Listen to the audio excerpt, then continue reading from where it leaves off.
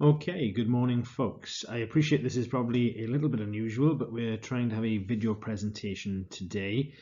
The idea being that we will run through most of the materials that you need for your assignment, and I'll talk you through a very rough example towards the end as well.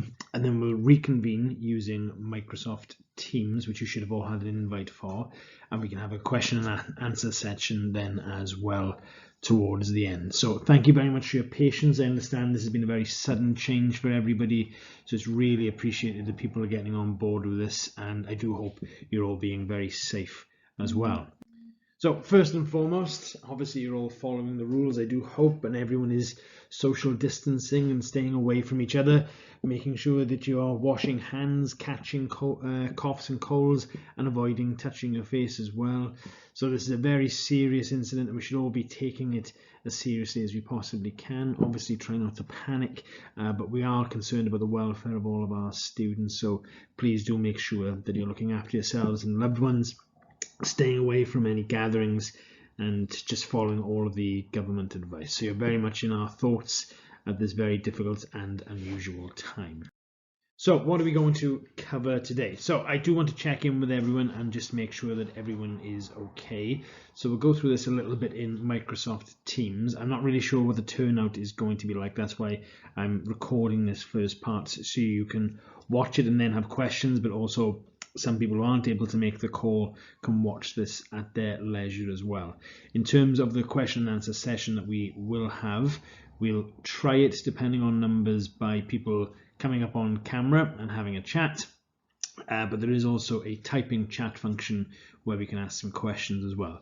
So today is a little bit about us bedding into the technology and getting used to it as well. This is something that's going to be unusual for nearly all of us, in truth, myself included. So we're going to try and be patient with each other, and hopefully everything will go as well as we possibly can do. Most of what I'll talk about now is going to be about assignment 1, or assignment 1 part A, task 1 part A, which is the poster that you're due to submit, and then we'll have the question and answer session. So without further ado, we'll jump into what some of the significant changes are for your first assessment for marketing fundamentals. So you'll see highlighted in red here, probably the most important change, and the one that is likely to be stressing people out the most, is we are going to give you a little bit more time for both task 1A and task 1B as well. Some of this is due to some of the small but important changes that we are making to the type of submission that's happening. There's no change to the core of what the actual assessment is, but you will need a little bit more time to perhaps change what you may have already produced and get used to a few elements of software as well. And we do just want to give you a little bit more time, considering this is likely being a stressful situation for everybody, and people will be organising their own lives around work commitments, or now lack thereof, childcare commitments, caring commitments, and just it being an overall rather stressful and unusual situation. So we wanted to give you a little bit of grace in terms of an extra week to complete your assignments as well. So rather than it being tomorrow, the 27th, you'll now have until the 3rd of April to submit your poster, and the 27th of April for task 1B, which will be your blogs. So just to go through this in a little bit more detail, so assignment 1, so task 1A, and so this is both 50% of your overall mark. So I'll just read through this at first. So using a design software of your choice, individually create a poster to support the promotion of the aims and objectives of the project. So that is the level 4 project that is core right the way across your first year experience. Your poster should convey what you are trying to achieve in your group project in a clear, concise and engaging manner. Whilst this is an individual piece of work, the project is a group collaboration, so please make sure to consider the posters created by other members of your group to avoid duplication. So just to talk you through some of the key points of this, as I say, it is an individual piece of work. You'll be given a mark premised entirely on your own efforts here, despite the project itself being a group project. So the promotion, the poster rather, is the promotion of the aims and objectives of the project. So there have been a few examples shown to other members of staff where it hasn't really followed the aims and objectives of the project, more of a general sense of promotion of, say, a particular event or a particular organization. So we'll talk through this a little bit later on, and we'll get a better distinction about what aims and objectives are, because there seems to be some confusion around this as well. So it should be clear, concise, and engaging. So the poster shouldn't be overly muddled with tons of text and information. It should get across quite clearly what you are trying to achieve in a minimalist way as possible, whilst still conveying everything you need to about the project. Because of this shift, we'll talk about later as well, there'll be an opportunity for some narration and talking around the poster to give you a chance to add a little bit more depth to your discussion. Again, individual piece of work, so you will have your grade premise entirely on what your efforts are, but please do collaborate with your teams.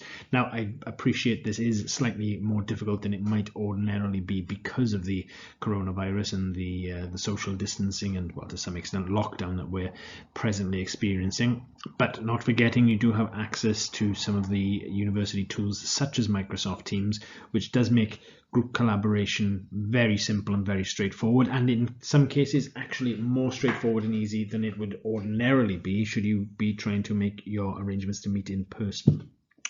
So I'd imagine for most of you, perhaps not all, but most of you will be at home for most of the day and hopefully having access to PCs and the internet, so you can arrange your own Microsoft Teams meetings with your groups just to make sure there is no overlap and duplication for your slides, or for your poster rather.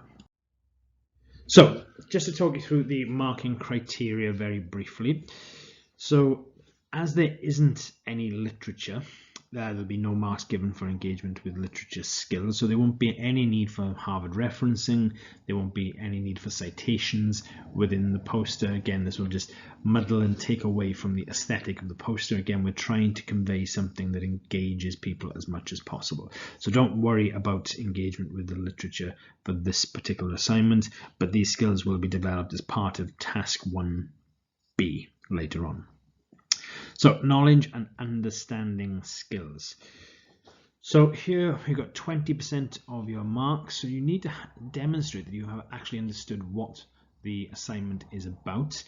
So again, back to what are the aims and objectives, and making sure you make those clear distinctions as to what they are, and you are putting this across in the most concise and straightforward manner possible.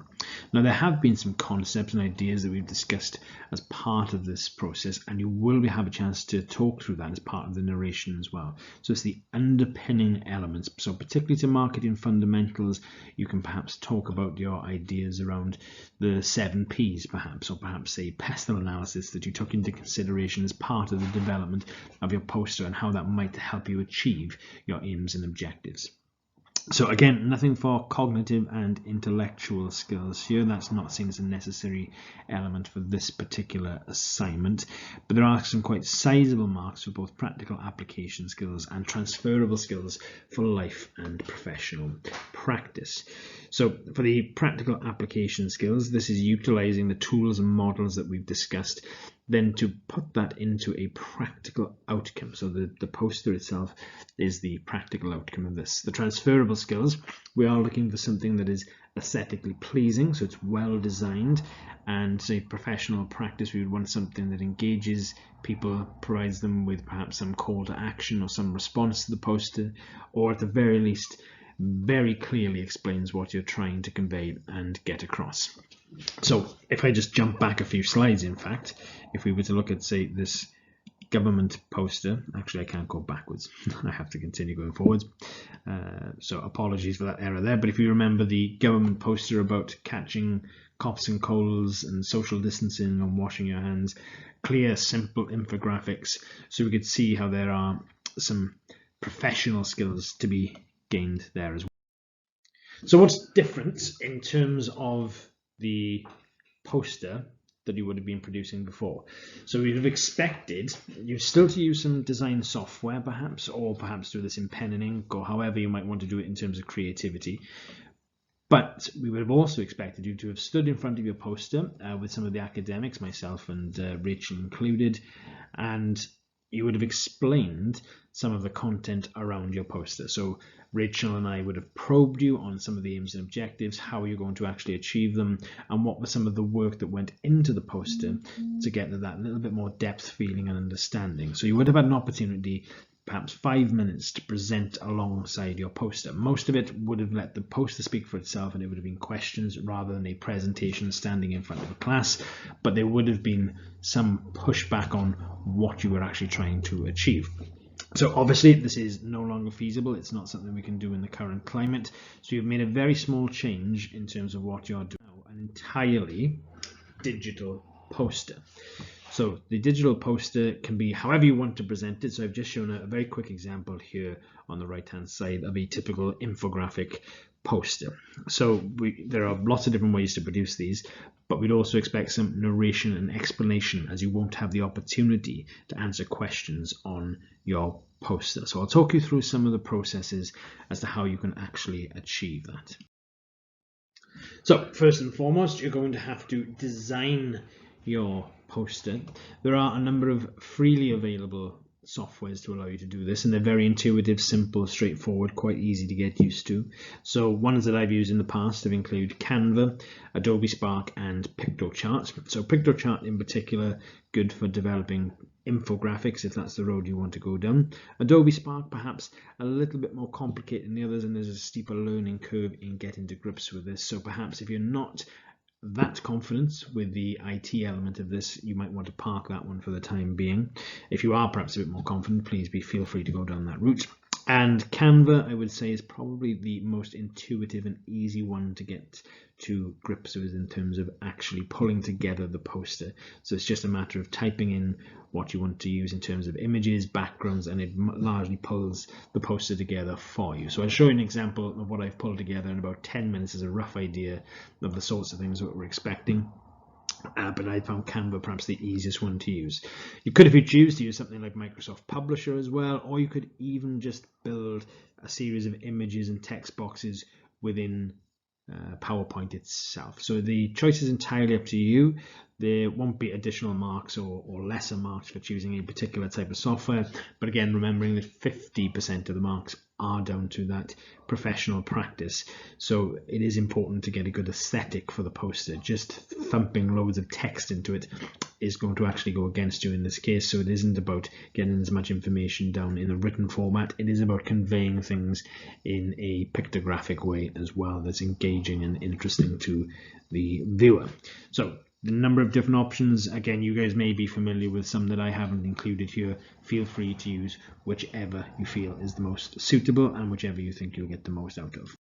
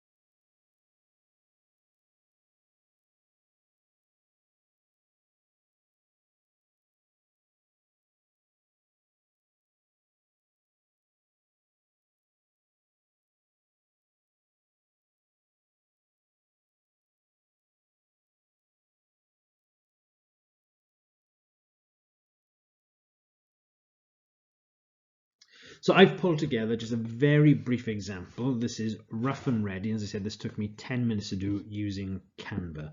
But just to give you a small idea of what the expectations are. As I said earlier on in this presentation, there have been one or two issues around what people are pulling together, and they are more promotional in the sense you're just trying to promote a venue or promote a product or promote a particular event. but we want to really think about what your project has been across the first semester in level 4. So really think about that. What were you trying to achieve? What were the aims and objectives of your project? So this is a complete dummy one, and this I pulled together, as I say, in little more than 10 minutes using Canva. Very intuitive, very simple, and very straightforward. So at the top I just have level 4 projects, just to let you know exactly what it is. The aim is increase beer sales by 20%. Now your aim is always the overarching thing that you are trying to achieve and are different from your objectives. Very often we see in these scenarios, particularly when people are doing their first university level assignments, there's a confusion around what aims and objectives are. Okay, so your aims and objectives, and you've probably covered this, should be as best they can SMART if possible, particularly if that fits into that poster format. So SMART is an acronym for specific, measurable, achievable, realistic, and time-bound. Not all of this criteria has been met here, but as I said, this was a 10-minute pull together just to give you an idea of what the difference are between aims, objectives, and the sorts of things that we're expecting to see as part of your poster as well.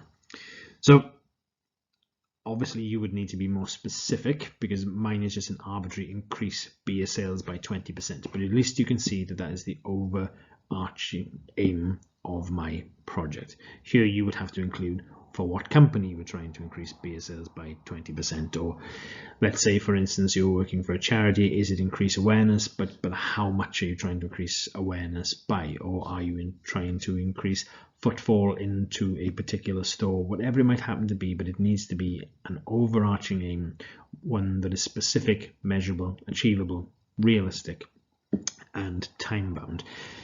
And then the objectives are basically how you will go about increasing your sales. Well, I should be more specific here. The objectives are about are the actions you take to actually achieve your aim. So I want to increase beer sales by 20%, therefore I need people to buy more beer.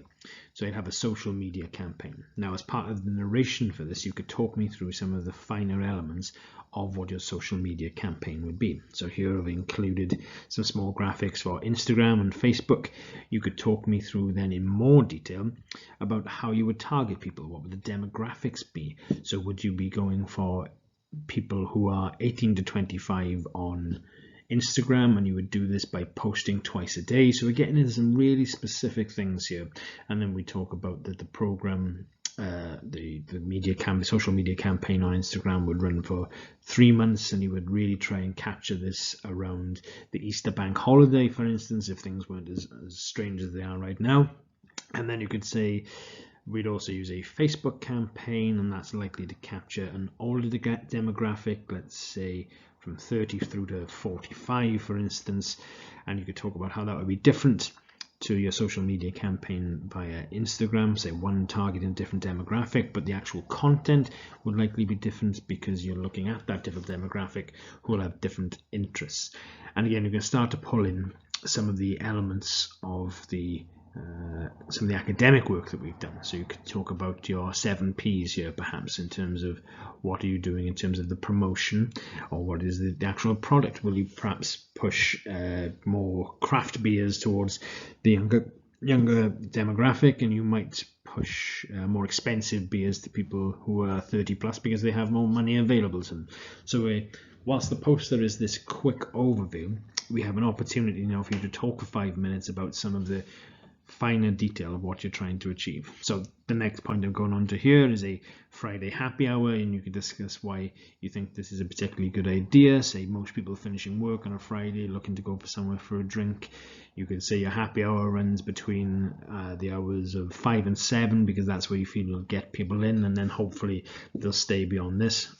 Obviously this example is very specific to what my mock-up poster is here, but hopefully you get the general idea of what we're trying to achieve here. So we're going from that main aim and specific objectives.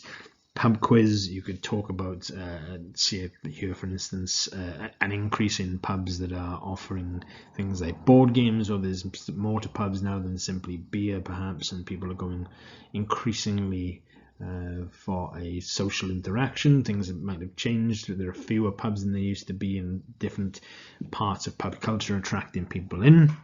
And again, get into nitty-gritty, you increase beer per person. So if you have a typical clientele and 100 people come to you on a Friday night and they currently buy 2 beers, how is it then that you get them to buy a 3rd beer, thus increasing your beer sales quite significantly across the board just by using existing customers? So then you can talk about the acquisition of new customers through your social media campaign, through your Friday night happy hour, pub quiz, but you can also talk about the customers that you have already and how you could bring in some academic work here on how keeping existing customers is actually cheaper than getting new customers in terms of promotion, and increasing their actual purchases. The number of purchases is arguably a more effective way of ensuring that you achieve your overall aim.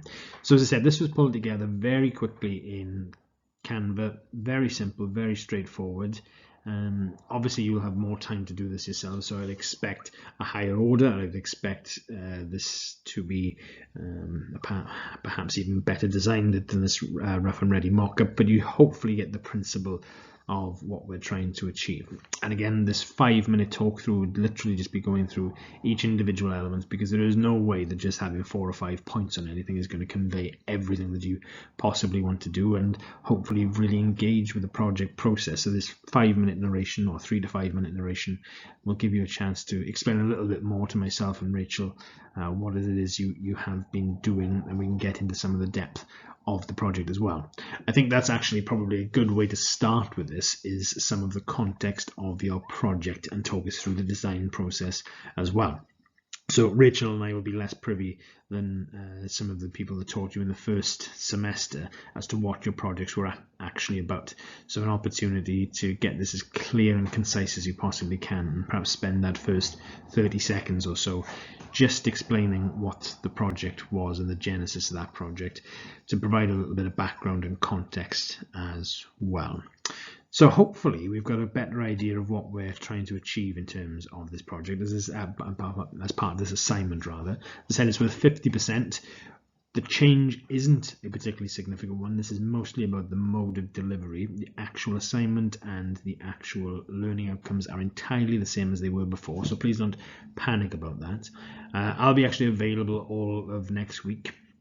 I'll be at my desk at home, so if you want to send me across a draft version of this for a quick review, and I can provide you with some pointers, and I'm sure Rachel will be happy to do that as well, and we can take a quick look and point you in the right direction and make sure things are going as well as they possibly can for you.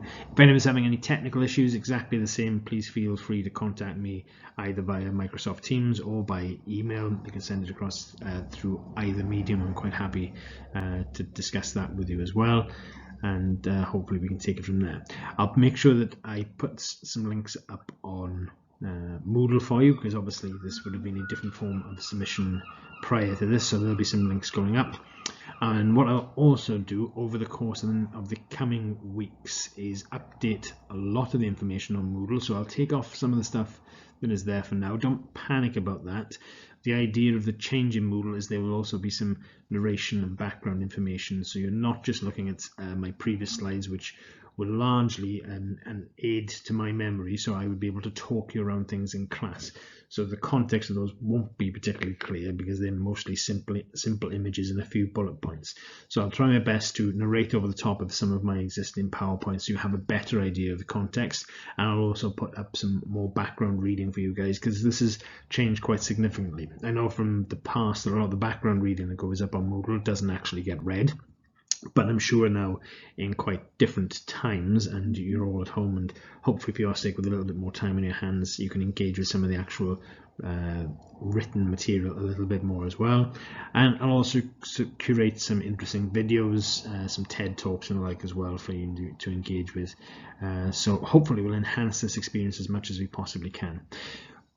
I am hoping that a sizable number of us are on Microsoft Teams, because some of the other groups that I've taught so far have actually found it a very useful tool, and I think it's something we may integrate more into our teaching, even when things start to settle down, because there's some very useful functions on that from both a teaching and learning perspective, and I think we can perhaps line those up with some of our in-person teaching to help as well.